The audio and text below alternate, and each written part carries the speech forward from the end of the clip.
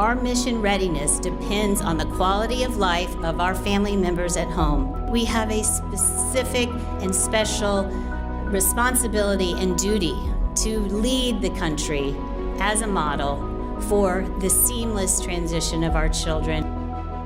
And we know that the resilience of our military children, the experiences that they bring to our classrooms, there's just so many net positives. It really does change the culture of the school, and it really enhances the experience for other students.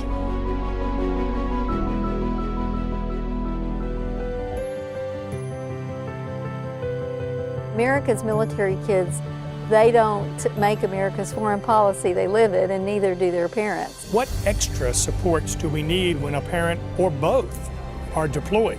When the assignments come, I've moved in the family estate in one location. There's certain things that Dad, would do, and then there's certain things that Mom would do, but challenging for me because I had to be that mom and that dad.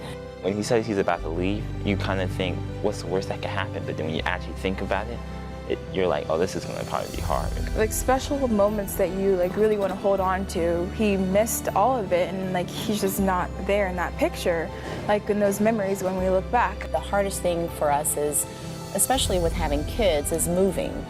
They get used to being in one location and they make friends, and then it's time to move again, and then they have to give up those friends. Being little, sometimes it's really hard to go to a new place and not know anyone, where everyone else that's there has lived there their whole life. It's a really, really big struggle for some kids, where people don't know you, and in some cases people don't really want to know you. So right as soon as you start to get accepted, you have to move. You have to do it all again. I decided to always make it an adventure. Every move was something new. You're going to meet new people, you're going to learn new things.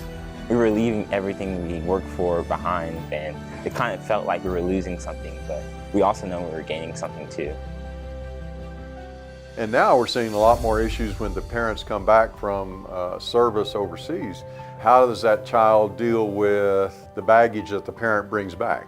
So they go from moving all the time then to staying in one location, but they still have that military identity. It's like you kind of try to hide it. Well, you definitely hide it. Yeah, we hide it. You would like to have a group right there that picks them up right away, that begins their process of integrating into that campus and into that culture. And that's exactly what we have here.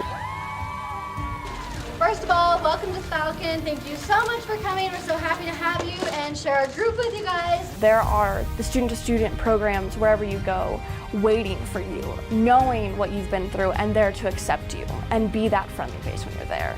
It was hard to be constantly uprooted from your community and the friends that you've just made and have to go make new friends, which can be a really difficult process. Just kind of, help them form relationships with other kids that were in their same situations. It helped bring them out of their shell. When we hear S2S, it just makes us happy because it was that system that supported us, and we can always go back to S2S. It's a really, really great club, and it's doing really great things in our school. One of the best things about MSAIC is the Francis Hasselby program. It is a program where we choose the best of our S2S, and they go through a week-long program learning leadership skills, learning communication skills, learning how to interact with others.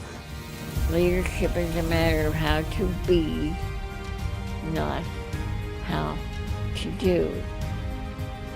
And I say to young people, leadership is not a destination, it's a journey, and we choose our fellow travelers very wisely.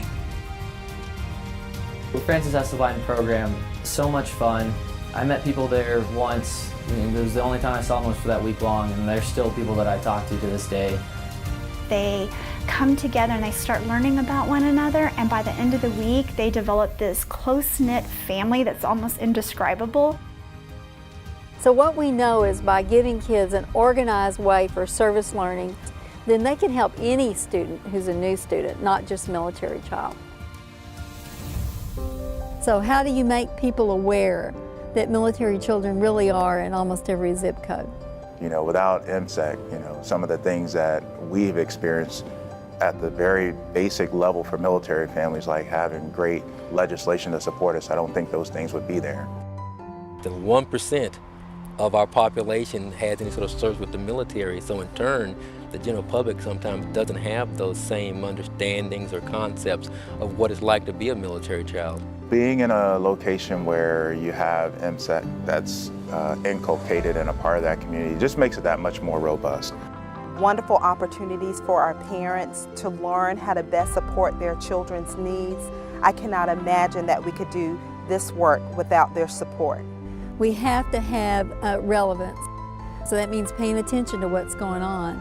We have to have the resources. We really have to have a careful, work to make sure our reputation is always there.